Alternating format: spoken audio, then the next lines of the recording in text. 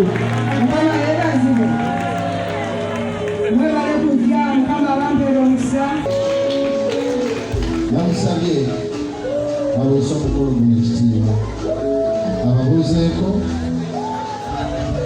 atuzimbire ne ku kyaki abinansana ekyokuti emyaka gyonna gyombeeretewo era naze nga ngenda kuzimba ennyumba ya Mukama ne miliyoni 10.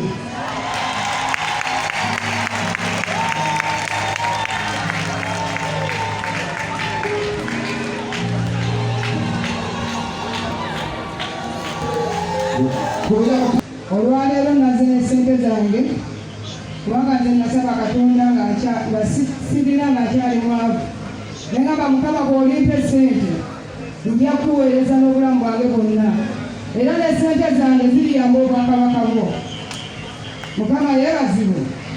Baganda bange abatannaba kukkiriza Kristo, buli kyolaba ku nsi kyonna ekisanyusa kikoma. Obugagga bukoma, amakanina gakoma, amamotoka ag'ebbeeyi gakoma, naye ekitakoma ye Kristo yekka.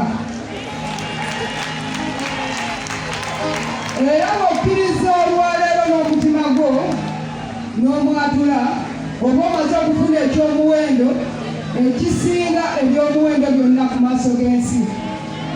Era n'olwaleero bw'ona okkiriza n'owaayo mu nnyumba ya Katonda, naawe n'ozimba ekkanisa eno eya White House, zonna abawaddeyo, eggulu terirema kujjukira nti ku lunaku lwaleero olina kye wawaayo.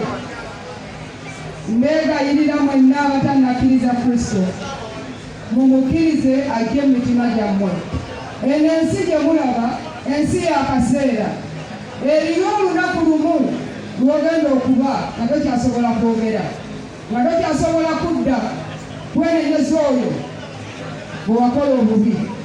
Kale eyo kanveeyo tumuweere ensawo za seminti 10 na mu maaso. Era tusaba kyaki buli anaaba kyalina kimuwe noba nokimuwereke wano otuukeyo wali enansana tulabe ng'omulimu ogenda mu maaso. Tweyanziza pasita musumba kamuwe ku ssente enkalu kibi nnyo.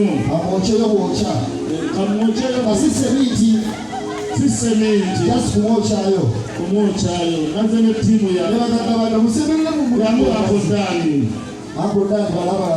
balamu muwe emitwalo 5 pasita just kumwokyayo bwokya tuleme okuva wano buvi.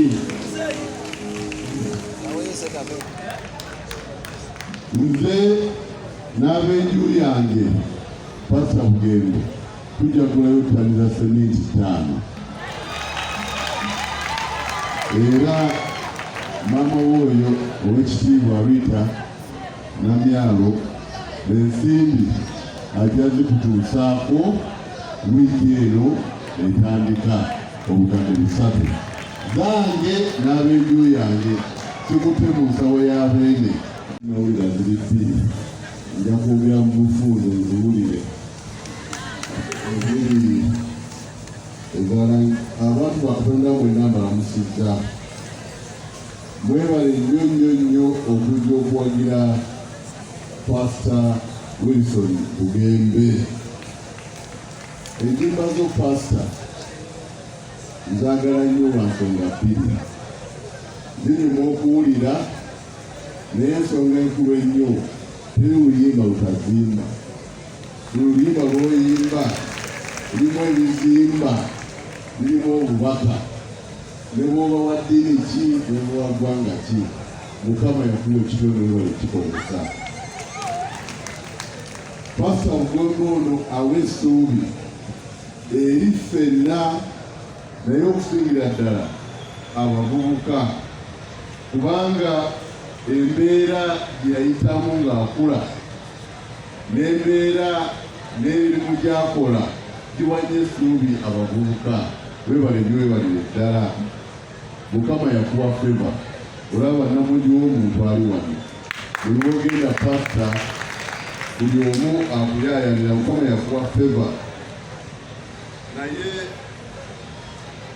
olw'Obwakabaka njagala okwebaza era ndi wano olw'Obwakabaka okuwagira.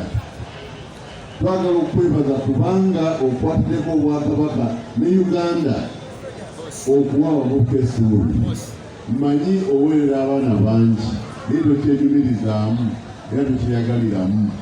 Tukwebaza kubanga abavubuka b'oweerera baana ba nsi ya Buganda ne Uganda. Naye bavubuka bangi nnyo abakulabirako ate wadde olina ekitumu weebale kuba mwito wange. Mukama akwongere emikisa. Nsaba abantu ba Katonda mwenna, Bannayuganda mwenna, tuwagire Pastor Bugembe Wilson azimbe ennyumba ya Mukama. Waliyo shows endala muwagire, waliwo abaze wano muwagire, waliwo abakiseka muwagire. Wadde tozze wano ku stage osobola okuyinza Pastor Bugembe butayitawo kano. Ssaabasajja yasiimye okusimbula emisinde nga nze naawe fe abasajja fe basaale mu kulwanyisa Mukenenya.